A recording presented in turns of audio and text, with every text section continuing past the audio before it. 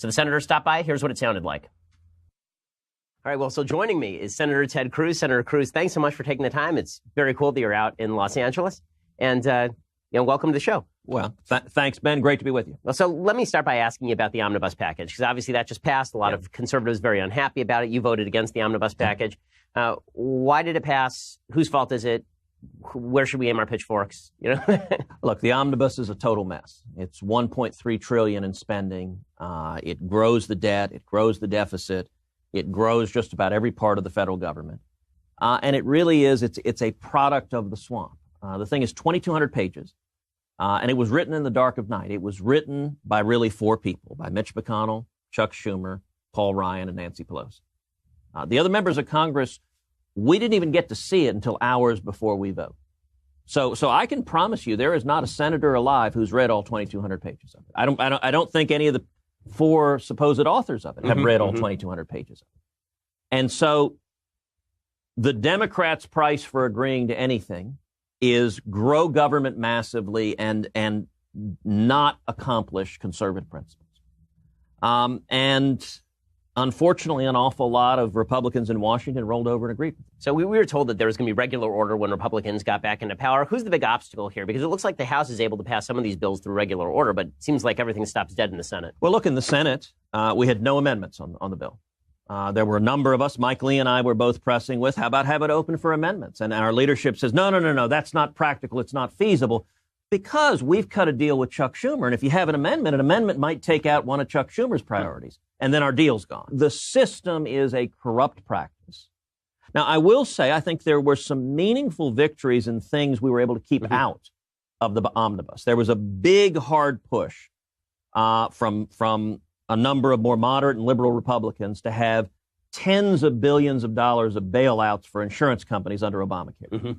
I think that would have been a disaster. The idea that we're bailing out the insurance companies who are making record profits while not honoring our promise to repeal Obamacare, while not lowering premiums, reducing regulations, expanding choice, expanding freedom. I think that's nuts. And we had a big battle in the conference. I pressed very hard to keep the insurance company bailouts out of the bill, and we succeeded. We kept them out.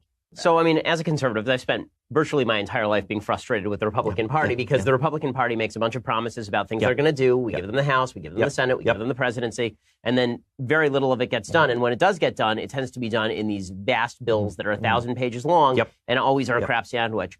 Is the problem here that Republicans are promising more than they can deliver, or is the problem here that the crowd of conservatives were just not realistic about what is possible in a Senate with 51 votes and with, a couple of Republicans who are at best very dicey on serious conservative priorities? So is it an expectation problem or is it a promise problem? So I actually think it's neither. I think the problem is our leadership is not focused on delivering on our promises and having a systematic plan to accomplish that. Look back at 2017. 2017, despite all of the political craziness, you and I are both aware of all the craziness in Washington. Despite that, we accomplished a remarkable amount. I think the four big priorities for 2017 were tax reform, regulatory reform, Obamacare, and judges. And as the year came to a close, we had big wins on all four. The tax bill was a huge win. Reg reform, we're seeing every agency, job-killing regulations pulled back and reduced.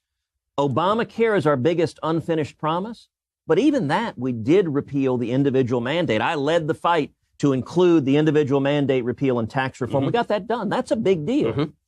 And judges have been an unmitigated home run, both on the Supreme Court, the federal courts of appeals. In 2017, we confirmed 12 federal appellate judges. That's the most in the first year of a president's term in history. All of those are big, big victories. Now, if you look at those, every one of those victories was done through legislative vehicles that only require 50 votes, that can't be filibustered. What I'm urging my colleagues to do is in 2018, let's demonstrate that same seriousness of purpose, and let's bring up and vote on major priorities. Let's bring up and vote on making the individual tax cuts permanent. Let's make the small business tax cuts permanent. Let's vote on a full repeal, or if not, major reform of Dodd-Frank to free up capital for small banks that go and turn to small businesses.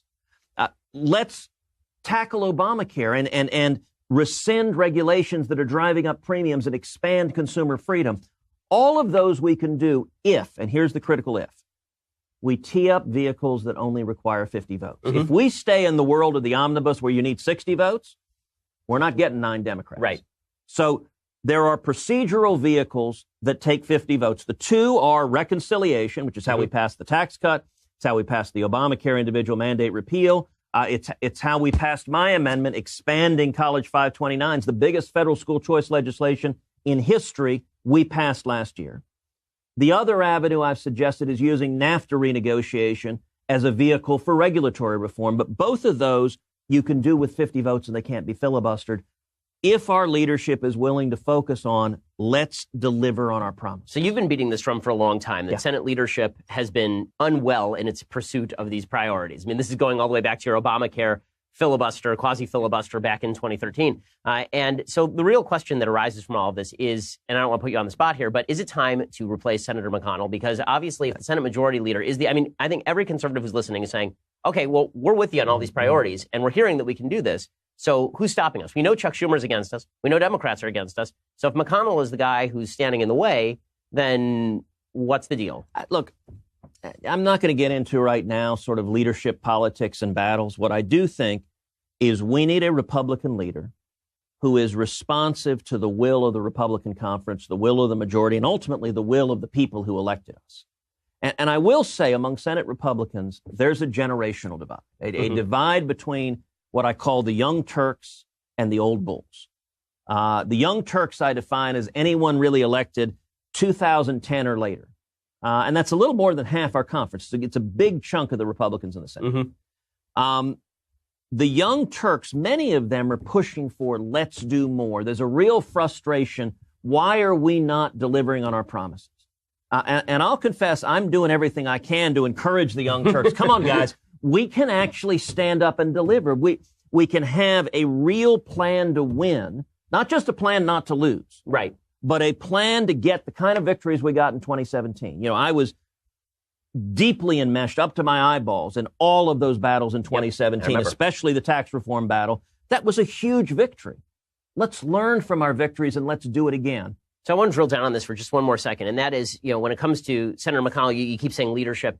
I assume his argument here would be that he's got a fractious caucus, that there are 5 or 6 Republicans who are not willing to go along with the rest. You say 80% of the caucus wants to go along with you. That leaves 20% that isn't. When you have a 51 vote majority, all you need is 2 who don't like what you're doing in order to sink something. Do you think that that's a real concern, or do you think that that's being exaggerated a little bit by leadership as an excuse for doing nothing? Look, I think that's a very real concern. I mean, we have 51 Republicans. There is a massive ideological gulf. It is hard to find an issue that Susan Collins and Rand Paul agree on. I mean, that's, you know, the Democratic Party, they're unified. They are all the party of Elizabeth Warren and Bernie Sanders. They've all gone so far left. They can unify. Our party, there are big differences. That being said, there are a lot of propositions you can get 50 Republicans for. You know, that's a lot of what, you know, it's interesting. Some of the media commentators have been puzzled at Cruz as consensus maker. I mean, they sort of view that as a joke. How could Cruz be a consensus maker? It's real simple. I believe in this stuff. I didn't run for office just because I wanted an office in Washington, D.C. It's not that great, I'll be honest with you. It is lousy. And you and I were talking about right before the show, look, I'm away from my kids every week. I mean, this hurts to be away from my daughters. There's only one reason to do it, and it's to make a difference in our country, to get conservative victories, to defend the principles we believe in. And so that focus, we've got to get focused on doing that job. And there are lots of things. You know, before I was in the Senate, I was a Supreme Court litigator. I've settled a lot of lawsuits. The way you settle a lawsuit, you sit down with opposing party, you sit down with the clients, the principals, and you say, all right, what do you want? What do you want? Okay, no one's going to get everything. Where's common ground? What do we all agree with? There are a lot of propositions. You can get 50 Republicans on board. Make the individual tax cuts permanent. There's a very simple, real victory. You know, the week after the tax cut plan passed, Bernie Sanders went on one of the Sunday shows with Jake Tapper. And Tapper said, well, look, this tax cut cuts the taxes for virtually every middle-class taxpayer in America. Isn't that a good thing? And Bernie says, of course. The problem is it's not permanent. I remember this. Yep. And so I took that clip. I retweeted it to the world. I said, Bernie, I agree. And I've drafted legislation to make it permanent. Join me. We can get this done right now. Now, oddly enough, Bernie has been silent. It's been well, you didn't crickets. offer him enough pudding. I mean, that's... But, look, that's a proposition. We can get 50 Republicans on making the tax cuts permanent. Mm-hmm. We can get 50 Republicans, a lot of things on Obamacare, that we can get expanding health savings accounts. We can get 50 Republicans on that. Allowing people to use health savings accounts to pay for premiums. That lets you use pre-tax dollars. That reduces your effective premium rate 20 to 30% like that. Mm-hmm. We can get 50 Republicans on that. Mm-hmm. And what I'm going to be teeing up in the coming weeks, I've been having these conversations with a lot of senators who agree with me. In the next couple of weeks when we get back in D.C., I'm planning to tee up to the whole conference and have a conversation. Listen, is it really the case that as a conference we're done, we don't have any ideas anymore, we don't want to accomplish anything? I don't believe that. Mm-hmm. If there are things we want to get done, and we've got potentially a narrow window of time, 9 months to get it done, then let's develop a systematic plan to accomplish those victories. That's what our leadership is doing right now, is going to Chuck Schumer and saying, Chuck, what do you want to get done? And let's have a plan to get that accomplished. That, I think, is idiotic, and it's why our base is so unhappy. Okay, so final question for you. 2018, obviously, the polls don't look fantastic. It's going to be very, very important for conservatives to get out and do something about it. The question that I get a lot when I have folks like you, when I have senators on, is what are we supposed to do? Like the grassroots conservatives, what can they do? Because they sit around and they're really frustrated, and then that frustration bubbles to the top through Tea Parties or through Trump or through whatever it is, but then they feel constantly let down. So what can they do right now to help foster what you're talking about? What can they do other than sit around and grouse about it? If you look at 2018, I think is going to be a turnout election. It's not a persuasion election. The Democrats agree with this, by the way. If you look at how the Democrats are behaving, they have decided that the set of swing voters, of voters who are going to show up and vote in November but haven't decided if they're Democrat or Republican, that's essentially a null set. That doesn't exist. So for the last 15 months, what we've seen is the demise of the moderate Democrat, where even the so-called moderate Democrats, the Joe Manchins, the Heidi Heitkamps, their voting records are identical or virtually identical to Chuck Schumer and Elizabeth Warren and Bernie Sanders. They're all tacking hard left. Their objective is simple: turn out the far left. And the far left, they're energized, they're angry, and they hate the president. It is their motivating force and rage. We're going to see in November record Democratic turnout. In all 50 states, it's going to shatter records. The question that will determine whether 2018 is a good election, where we win 3, 4, 5 Senate seats, we come back with a real functioning majority in the Senate, or whether we get blown out and have Nancy Pelosi and Chuck Schumer as the leaders in Congress, is going to come entirely down to conservative turnout. The states that are up in 2018, there are more conservatives than liberals. If conservatives show up, we'll do well. My state in Texas, I'm up for re-election in Texas. We're facing Democrats who are energized. We just had earlier this month a Democratic primary where Democratic turnout was up 100%. 4 years ago, it was 500,000. This year, it was 1 million. Now, fortunately, we had 1.5 million Republicans come out, so we turned out conservatives, but we got to do that in November.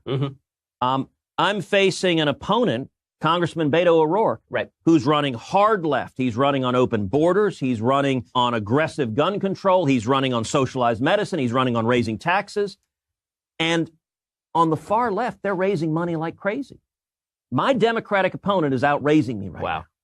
And what happens every time the president says something, tweets something, thousands of Bernie Sanders leftists, their heads explode. And they go online and they give $50 or $100 to every Democrat they can find. So one of the things, the folks listening to you, look, the other side is energized and engaged. For my campaign, I'd encourage you to come to our website. It's tedcruz.org, tedcruz.org.